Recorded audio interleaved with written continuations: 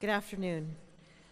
As I stand here to talk to you a little bit about radical missionary discipleship, I'm a little bit embarrassed. You see, I'm a little sister of the poor, but I'm not little. And although the charism of my community is humility and hidden service, we've pretty much been parked in the spotlight for the last 4 years.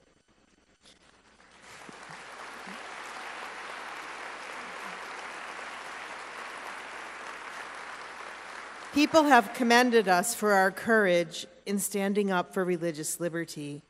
But when I think about the martyrs who have given their whole lives for the sake of the gospel and those who are continuing to do so today, I'm embarrassed by all the attention we've received. The followers of Christ have been at odds with the dominant culture in every age, and it will always be that way.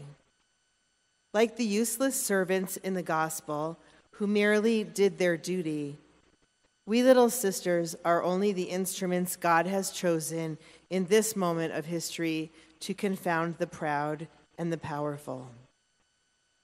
Taking the long view has helped me to stay grounded. So has the advice of our foundress, St. John Jugan. We must efface ourselves in everything God asks of us as only the instruments of his work. Although there have been a few perks associated with life in the spotlight, where I really want to be is at home with our elderly residents. Being close to the poor is its own reward. Being close to the poor and the forgotten is, I believe, the heart of Evangelii Gaudium. And I also believe it is what will give the church credibility in a faithless world. As our Holy Father has so often said, being a disciple today means getting involved in the lives of others and touching their suffering flesh. It means abasing ourselves and taking on the smell of the sheep. In a hands-on ministry like ours, these words come to life in a very nitty-gritty, concrete kind of way.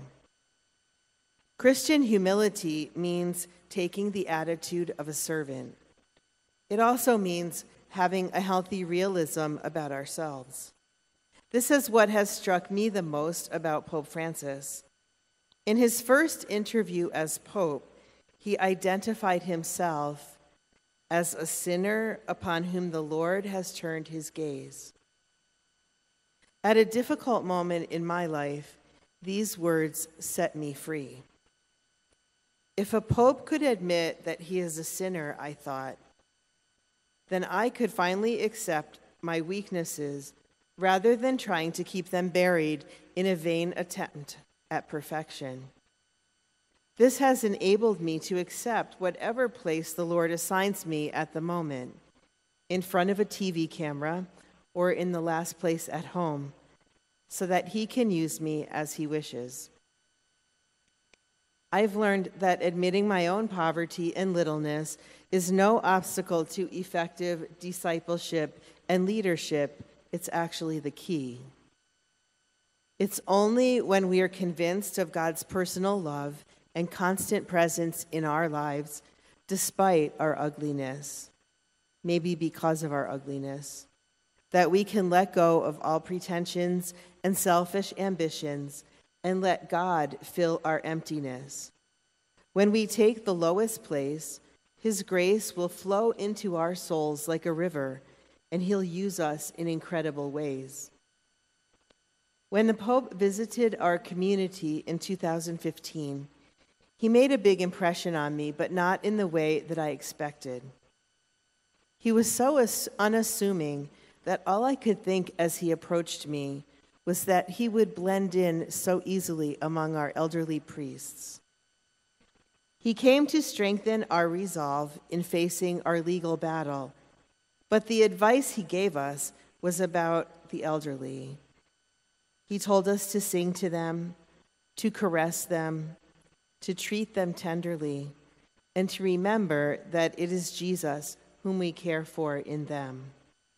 He thus showed us the heart of Christ and the heart of the gospel, And this is my prayer for all of us gathered here this weekend, that we will all depart here with the heart of Christ, wishing to be very close to the poor. Thank you.